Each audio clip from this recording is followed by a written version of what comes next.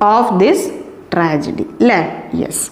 Both the adversaries realized that this is the culminant moment of this tragedy. So എന്താണ് adversaries എന്ന് പറഞ്ഞാൽ?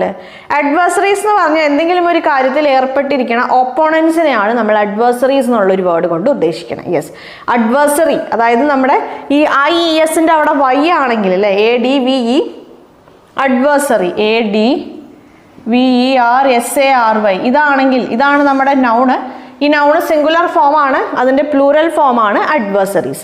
അപ്പോൾ രണ്ട് അഡ്വേഴ്സറീസിനും എന്ത് മനസ്സിലായി?